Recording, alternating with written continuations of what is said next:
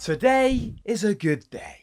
Hello team and welcome back to The Reaction, where we make sense of football's latest and greatest news stories. On this episode, we're going to relive the 56 hours it took to kill the European Super League's initial proposal, shedding further light on the turning points and crucial interventions. Plus, what happens next? Let's have it! At 1 PM it came to light that 5 English teams had joined a 20-team European Super League, with Manchester City still undecided according to The Guardian. Although The Athletic later reported that it was Chelsea last in. Either way, they were both like that friend that wants to go out but likes to be begged. You know, the one that's sick in the taxi on the way there. Anyway, by 2 PM, all 6 were united in terms of forming the ESL. It then also becomes clear that the plan is to have 15 founder teams who can't get relegated from the division. These clubs would also be splitting a £3.5 billion infrastructure grant. At 5 PM, the fan backlash begins in earnest, with Gary Neville saying this on the breakaway owners. We have to protect football from itself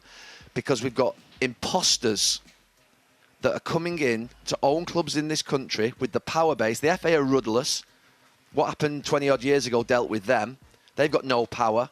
The FL are just, if you like, the baby brother to the Premier League. And the Premier League is run by the clubs. The clubs are run by the owners. And that's the power base in this country. And the power base in this country has to be regulated. The selfishness of what's going on at the moment is absolutely incredible. Later that night, the UK government weighs in, voicing its displeasure and lending its support to the football authorities. Important note, let's stop pretending that football and politics aren't intertwined. As fans of the beautiful game, we need to be realistic and well informed to stop things like this happening in the future. Having our head in the sand on this issue only serves to benefit those in power. Anyway, by 11 PM, Florentino Perez is announced as president of the Breakaway League, stating, "We will help football at every level and take it to its rightful place in the world." Just to translate from BS, if you aren't fluent like I am, the super clubs had ran up massive amounts of debt in this period and had formulated a self-serving plan to climb their way out. The best is yet to come. At 8 AM, the backlash continued, with major supporter organisations like the Chelsea Supporters Trust hitting out at their club. Not long after, members of the European Super League doubled down, leaving the European Club Association. This included Juve's Andrea Agnelli and Manchester United's Ed Woodward, who both held great influence within the ECA. It later came to light that weeks later, both had told UEFA that they were happy with Champions League reforms. At 10 AM, the first real big blow is struck, with Bayern Munich and Dortmund saying they want no part of the ESL. Like someone that is throwing the shittest house party of all time, Perez said they weren't invited anyway. The Spiegel seemed to disagree. At 11 AM, PSG player Ander Herrera becomes the first high-profile player to speak out against the plan. Now, I want to take this opportunity to say it's important we don't paint PSG or UEFA as the good guys here. I think it's just safe to assume that Les Parisiens are a more politically savvy club than the ones that went balls to the walls. The likes of Ozil, Wenger and Sir Alex Ferguson soon followed. At 2 PM, the president of UEFA, Alexander Seferin, condemns the clubs involved, threatening the players who participate in the competition with expulsion from international games. He also called Woodward and Agnelli snakes. At this point, it's not just political, it's personal too. At 5 PM, Culture Secretary of the UK Oliver Dowden says they'll do whatever it takes to stop this going through. It was reported that Boris Johnson said he was prepared to drop a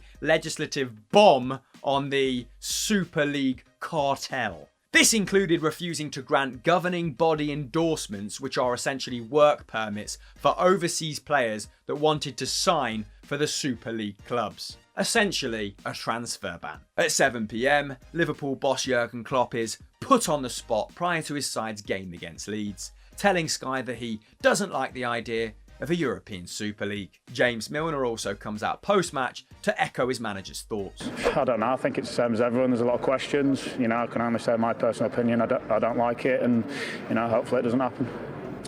Why don't you like it? What is it? What is it to Probably you? the same reasons as everyone else have been talking out over the last day. Obviously, it's been difficult for us with having a game. We're trying to prepare on the game, but I can only imagine what's been said about it, and probably agree with most of it. However, then another twist in the tale. Around 9 p.m, Perez appears on Spanish TV to tell the world that without the ESL, football as we know it will be dead by 2024. He even adds that Super League matches may be shorter. Just to reiterate, this is the guy that broke the world transfer record twice in one summer, essentially moaning that the current constructs of football can't support the way he wants to run his club, which is into the ground. At 10 a.m, Everton become the first side outside of the top 6 to release a statement, calling the move preposterous arrogance. By 11 a.m, The Guardian were reporting that cracks were starting to emerge within the Big Six. Even Big Six is generous, isn't it? The rich six. This must have increased tenfold when the president of FIFA, Gianni Infantino, also not a hero in this story, important to remember, finally lent his support to UEFA. Then at 1:30 p.m, the most powerful voice at Manchester City speaks.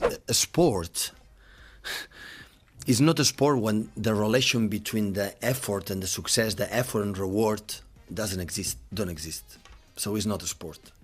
So it's not a sport of the success is already guaranteed. It's not a sport and it doesn't matter if you lose. That's why I said many times, I want the best competition as strong as possible, so especially the Premier League, and it's not fair when one team fight, arrive on the top and after cannot be qualified because the success is already guaranteed for just for few clubs. It's come to light that CEO Ferran Soriano signed on the dotted line after being told that the ESL would crack on without Manchester City. Not much of a defence. At 4 p.m, Chelsea fans start protesting outside their stadium, demanding that banners are taken down prior to their game against Brighton. Big Pete Cech even had to clear the way to get the team bussing. Here's the big one. At 6 p.m, the first reports start to emerge that Chelsea are ready to back down because of the global backlash. As per The Athletic, Chelsea are also playing the "we were told about this late on" card. Thus, we could not arrive at a good decision and just said yes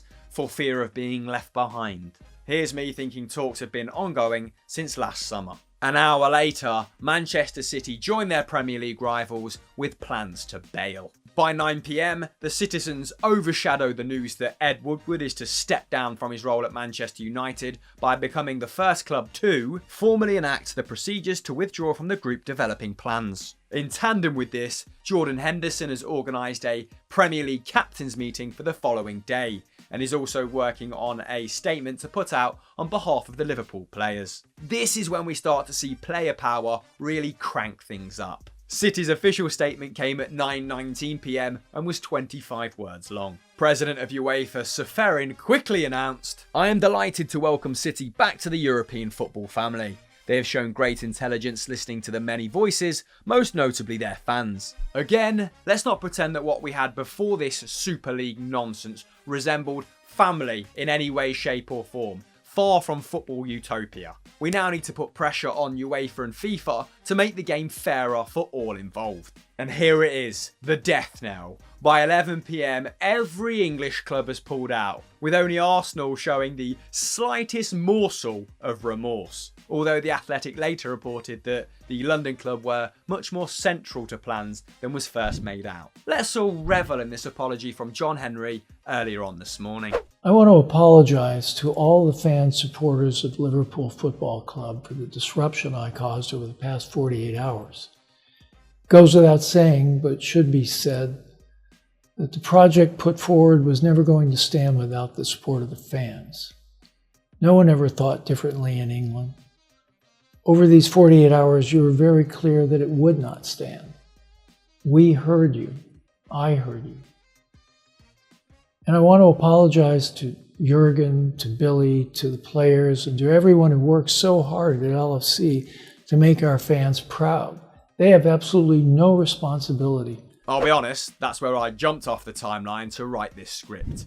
So, a very quick wrap up of proceedings over the last 56 hours. Not comprehensive by any means, but I imagine will be coming to terms with all of this over the next week. Ed Woodward's tendered his resignation, and the 14 other Premier League clubs look hell-bent on securing some sort of sporting penalty for the teams involved. In pretty unprecedented scenes, a sponsor has also severed ties with Liverpool over this whole affair. We've always known it was there, but now it can't be ignored. The seedy underbelly of incomprehensible greed that exists at the top of this game. And we as fans need to keep challenging it. What do you want to see happen next? Let me know in those comments below. Make sure you subscribe to Football Daily with notifications on, and that you give this video a like. I'm going to crack on with the rest of my day.